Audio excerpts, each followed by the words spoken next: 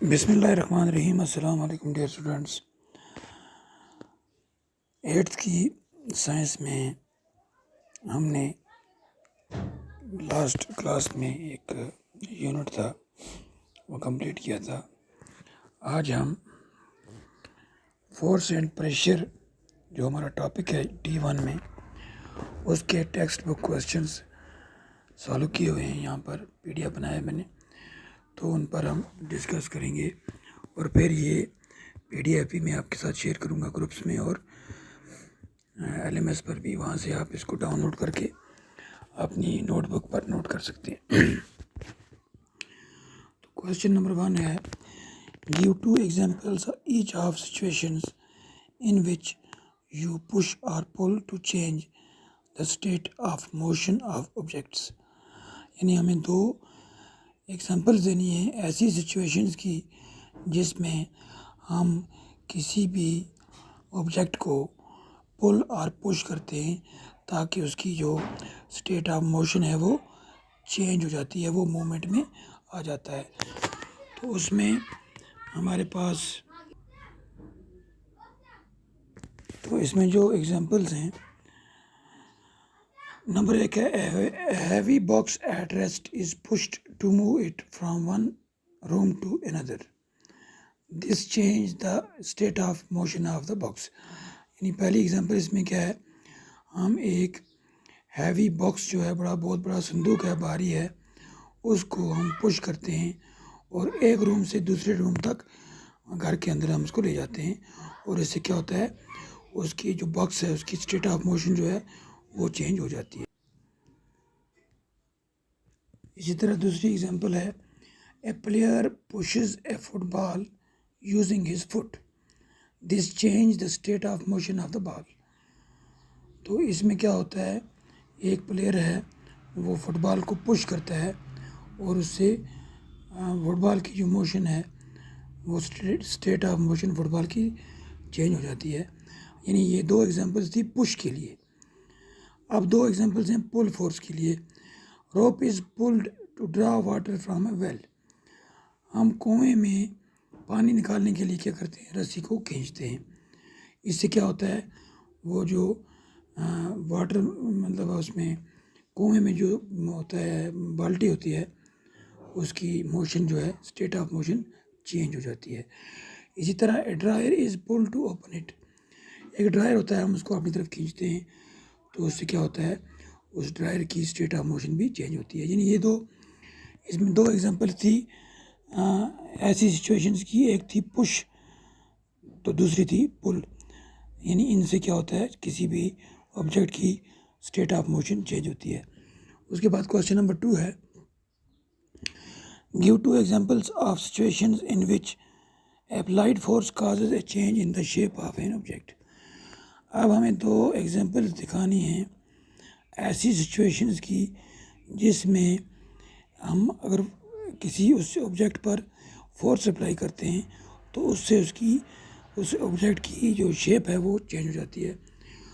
तो उसमें क्या है, उसमें क्या क्या एग्जांपल्स हैं। नंबर 1 है, स्क्वीजिंग ऑफ ए प्लास्टिक बोतल change the shape of the बोतल। प्लास्टिक बोतल है जिसमें हम पानी वाली बोतल होती है या सॉफ्ट ड्रिंक्स वाली, उसको हम अगर पुश करते हैं, उसको दबाते हैं तो स्क्वीज़ करते हैं उसको, तो उसकी जो है शेप जो है वो चेंज हो जाती है। इसी तरह दूसरी एग्जांपल है, deformation of clay by pressing it between the hands. इसी तरह क्ले जो होती है मिट्टी, उसको भी हम क्या करते हैं, आटा अगर उसको गूंदेंगे पानी में तो उसको भी एक शेप उसकी होती है, हाथ से उसको दबाएंगे तो उसकी शेप बदल जाती है। तो ये 2 ऐसी सिचुएशंस हैं जिसमें हम फोर्स अप्लाई करते हैं किसी ऑब्जेक्ट पर और उसकी शेप जो है वो बिल्कुल चेंज हो जाती है। इसके बाद है question number 3, fill in the blanks in the following statements. A part है इसका, to draw water from a well we have to dash dash the rope. यानी हमें अगर कुएं से पानी निकालना होता है तो हम उस रोप को क्या करेंगे, हम उसको पुल करते हैं, तो इसमें आएगा पुल। तो इसी तरह इस ब्लैंक में पहली ब्लैंक में आएगा पुल। दूसरा पार्ट है B part, a charged body blank in unchanged body towards it. जो चार्जड बॉडी होती है वो अनचार्जड बॉडी को क्या करती है, अपनी तरफ अट्रैक्ट करती है। इसमें आएगा attracts. A charged body attracts in uncharged body towards it. इसी तरह सी पार्ट है, to move a loaded trolley we have to blink it. तो आप कोई लोडेड ट्रॉली है, उसको हम मूव करने के लिए क्या करेंगे, हम उसको पुश करेंगे, धकेलेंगे। तो इसमें लिखेंगे push it. To move a loaded trolley we have to push it. तो पुल भी कर सकते हैं, इधर पुल और पुश।